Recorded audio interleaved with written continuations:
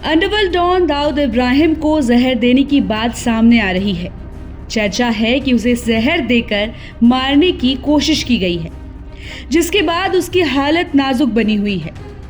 हालांकि अभी तक इसकी ऑफिशियल पुष्टि नहीं हो पाई है, लेकिन यहाँ ये बताना ज़रूरी है कि दाऊद पाकिस्तान के कराची शहर के जिस इलाके में रहता था वो सबसे बड़ा पॉश इलाका है, जहाँ परिंदा भी पर नहीं मार सकता।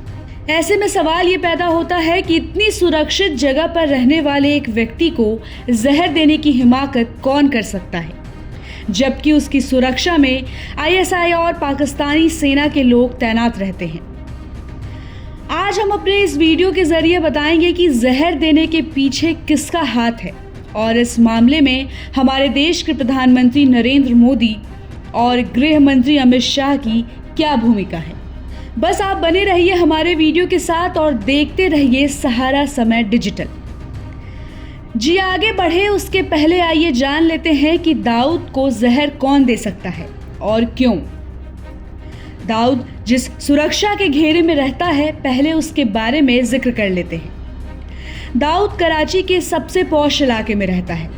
उसकी सुरक्षा पाकिस्तान की खुफिया एजेंसी आईएसआई और वहां की सेना करती है। यही नहीं, इन दोनों ने दाऊद को बुलेट प्रूफ गाड़ी दे रखी है, यानी दाऊद अगर कहीं बाहर जाता है तो वो बुलेट प्रूफ गाड़ी में ही जाता है। उसकी गाड़ी भी ऐसी है कि अगर उस पर कोई बड़ा हमला भी होता है तो उसका बाल बांका भी नहीं हो सकता। ऐसे में एक बात तो आसानी से समझी जा सकती है कि कोई आम आदमी तो उसे जहर नहीं दे सकता, फिर कौन दे सकता है उसे जहर। इतनी सारी बातें बताने के बाद शायद हमारे दर्शकों को कुछ अंदाजा तो हो ही गया होगा। चलिए आप लोग थोड़ा सोचिए, तब तक हम बता दें कि दाऊद कौन है और वो भारत का सबसे बड़ा दुश्मन क्यों है। हालांकि ये बात सबको पता होगी, फिर भी एक बार बता देते हैं। दाऊद की पैदाइश भारत के मुंबई में ही हुई थी। ये भारत का ही रहने वाला है। उसके पिता महाराष्ट्र पुलिस में एक कांस्टेबल हुआ करते थे। उसने अपने पिता के उसूलों के खिलाफ जाकर जुर्म की दुनिया में कदम रखा और देखते ही देखते मुंबई का बादशाह बन गया। उसके तार विदेशों से जुड़ गए। वो सट्टेबाजी और मैच फिक्सिंग में संलिप्त हो गया। इन कामों से वो मोटा पैसा कमाने लगा था।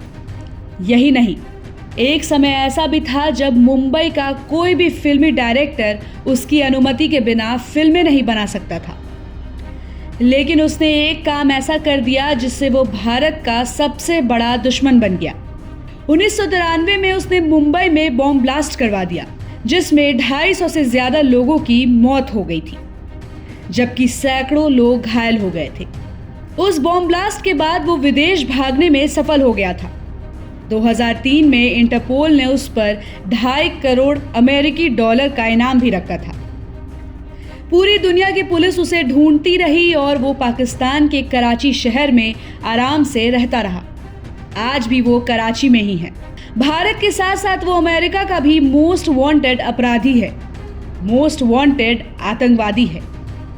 2006 में एक बार वो सुर्खियों में तब आया था जब उसकी बड़ी बेटी महरुख इब्राहिम की शादी पाकिस्तान के मशहूर क्रिकेटर और पाकिस्तान क्रिकेट टीम के कप्तान रहे जावेद मियांदाद के बेटे जुनैद के साथ हुई थी। खैर, ये तो बात हो गई उसके बारे में। अब बात करते हैं उसे जहर किसने दिया होगा।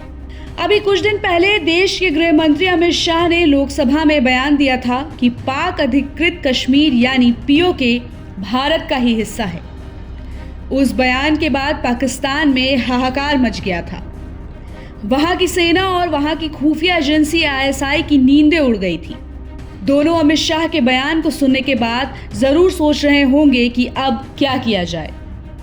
कश्मीर में पहले 46 थी, अब 47 हुई है और पाक ऑक्यूपाई कश्मीर की 24 सीटें, क्योंकि वो हमारा है, हमने रिजर्व रखी है। मान्यवर, यहाँ बता दें कि दाऊद पाकिस्तानी सेना और आईएसआई के कहने पर ही भारत विरोधी कार्य करता रहा। पाकिस्तान के इशारे पर ही उसने मुंबई में बॉम्ब ब्लास्ट करवाया था। पाकिस्तानी सेना और आईएसआई को इस बात का आभास होने लगा है कि इस समय भारत दाऊद को हासिल करने के लिए कुछ भी कर सकता है। उसे ये भी पता है कि अगर एक बार दाऊद इब्राहिम भारत के हाथ लग गया तो वो सारे राज खोल देगा जो उसके सीने में दबे हुए हैं। यानी दाऊद वो सारी बातें बता सकता है जो उसने वहां की सेना और वहां की खुफिया एजेंसी के कहने पर किया था। ऐसा होने पर अंतर्राष्ट्रीय स्तर पर पाकिस्तान पूरी तरह से नंगा हो जाएगा। पाकिस्तानी सेना की आशंका नाहक नहीं है। पिछले कुछ वर्षों में भारत ने कुछ ऐसा कर दिया है जिसके बाद पाकिस्तानी सेना को यह आभास होने लगा है कि वो कुछ भी कर सकता है। सबको पता है कि भारत ने एयर स्ट्राइक कर दिया था और पाकिस्तान को हवा भी नहीं लगी थी। ऐसे में संभव है कि पाकिस्तानी सेना और वहां की खुफिया एजेंसी ISI ने ही अपने आप को बचाने के लिए दाऊद को जहर देने की कोशिश की हो। हालांकि दाऊद अमेरिका का भी दुश्मन है, लेकिन अमेरिका शायद उसे मारने के लिए पाकिस्तान में नहीं घुसेगा। आम आदमी वहां नहीं जा सकता। ऐसे में बिना लाग लपेट के अगर किसी पर संदेह जाता है तो वो है वहां की सेना और वहां की खुफिया एजेंसी ISI। बाकी इस खबर पर आपकी क्या राय है, हमें कमेंट बॉक्स में जरूर बताएं। ऐसे ही खबरों के लिए देखते रहिए समय डिजिटल।